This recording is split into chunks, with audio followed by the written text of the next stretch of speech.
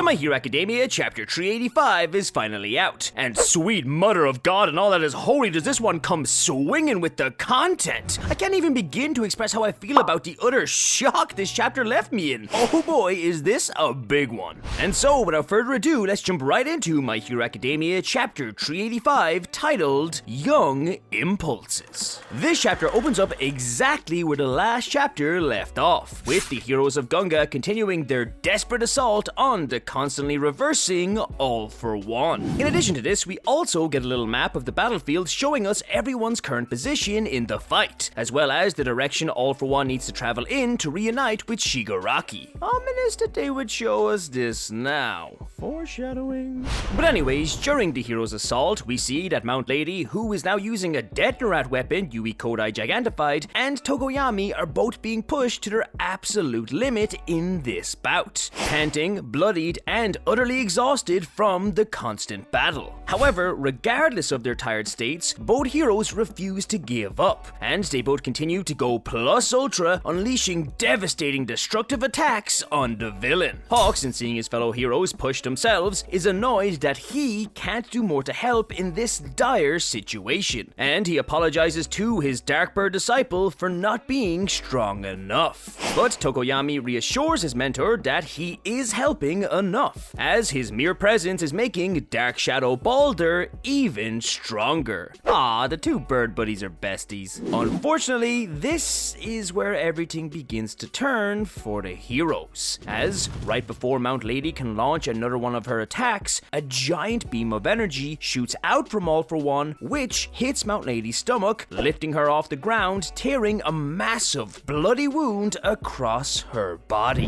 Hawks and Mineta, who is also there, looking on in shock at this attack, realize the true awfulness of the situation, and they both cry out to Mount Lady. But before anything can be done, and before Mount Lady's body can even fully hit the ground, a second massive beam of energy rockets out from the floor, this time towards Gigantomachia. In an instant, this second beam devastates the beast's body, slicing it clean, causing a torrent of blood to shoot out from the beast, the first time we have seen some real damage ever done on him, and in a truly horrifying moment for the heroes, Machia first falls to his knees and then to the ground, defeated. That's right, All for One defeated Gigantomachia with a single attack.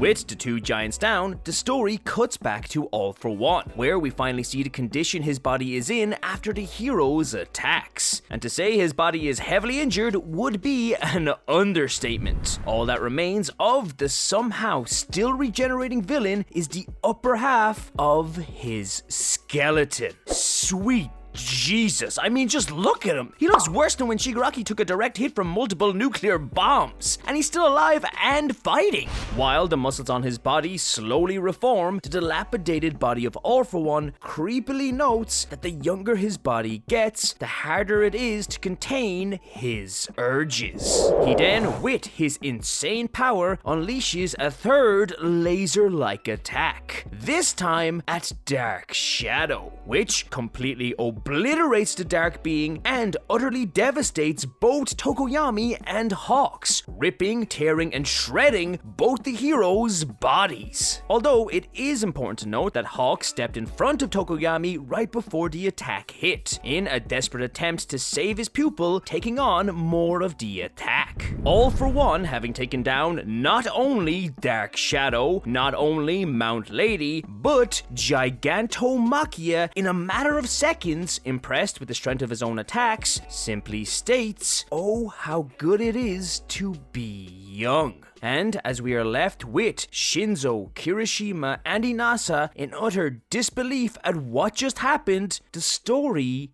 cuts to black.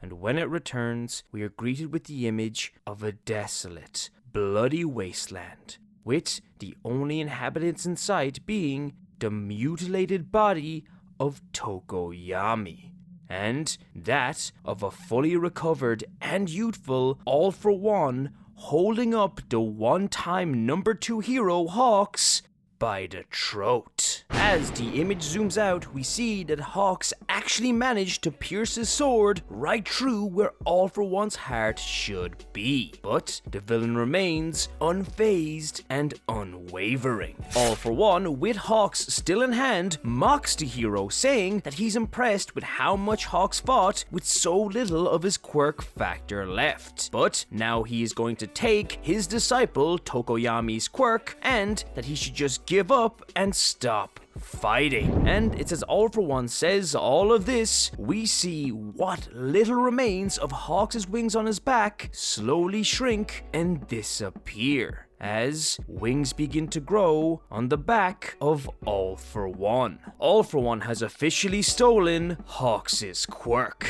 With what little strength he has left, Hawks simply and angrily comments on how very unfair it is that the number of quirks All For One has doesn't decrease even though his body is rewinding. All For One then removes the sword from his chest, immediately healing the wound it would have left behind, and he goes to make his way over to Tokoyami. But before he can reach the bird hero, a Moneta ball sticks to the back of the villain's leg. Moneta, still conscious and nearby, in a desperate attempt to spare Tokoyami, calls out to All For One, claiming that stealing Dark Shadow would be pointless, as it would just make him an edgy weirdo like Tokoyami. If he wants an actual powerful quirk, he should steal his quirk Pop-Off instead. Moneta sacrificing everything for his friend. While this is clearly a desperate play by Moneta to spare Tokoyami, and All For One knows it, in seeing Moneta's teary eyes, All For One remembers when he was attacked by Jiro, and the only words that cross his mind are, "another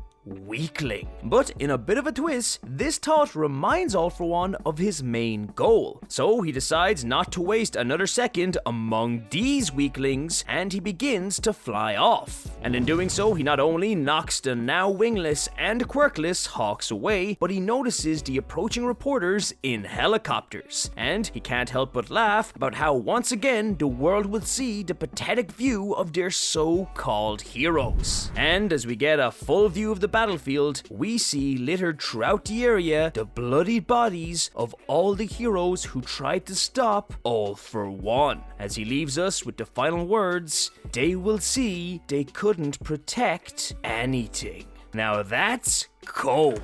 But the chapter doesn't end there, as following this, the story cuts to one of the underground shelters of UA, where we see the Todoroki family, along with the other civilians, wondering why their shelter has stopped moving. Back in the command room, we see both Tsukauchi and Labrava are confused by this as well, as Labrava points out that she has already regained full control of the system, and has got most of the underground blocks moving. So the only logical answer she can come up with is that some of the underground blocks are actually being locked from the inside, which 100% seems to be the case, as within the non-moving cell we see that Tajima, aka one of All For One's spies, is starting to panic as he hasn't received his next instruction from Skeptic, causing him to assume that if he doesn't do something he will be punished by All For One. So in a desperate moment he decides to activate his quirk. However, the hero Gunhead sees Tajima do this and tries to apprehend the villain before he can act, but he's too late, and a part of the ceiling begins to fall. Kendo and Tetsu, who have been designated to protect the civilians, so this is where they were, both rush in and try to catch the falling debris before it lands on the innocent people underneath. But before they do, another hero rushes in and catches it, saving the civilians. And in another bit of a twist, it's revealed that the person who rushed in is none other than the retired hero Dead Arms. Dead Arms, holding up the debris, now in his civilian clothes, admits that he knew the path of a hero was going to be dangerous and thorny after the revelations of the First War, and that's why he gave it up. But in seeing the other heroes fight, regardless of how the world treated them, something just clicked. And so, when he saw people in danger once again, his body just moved on its own. That's it, Dead Arms is a certified true hero now, dem's the rules. As Dead Arms says all of this, he also thinks back to when he saw Midoriya save Bakugo from the sludge villain. You know, the moment Midoriya's body moved on its own, and his eyes begin to well with tears. However, it's here that the story shifts once again, this time to Kamino Ward, where we see Ida helping his fellow classmate Shoto to his feet as the son of the #1 hero announces, "It's not over yet."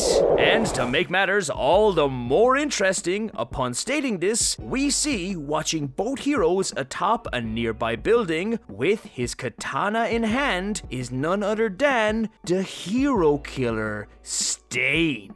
Holy sweet holy, I am hyped again! And that's it for chapter 385. Let me know what you thought of this chapter. If you liked this video, don't forget to leave a like. For more My Hero content, subscribe to the Lunchtime crew. Thank you so much for watching, and I'll see you in the next video. Plus Ultra.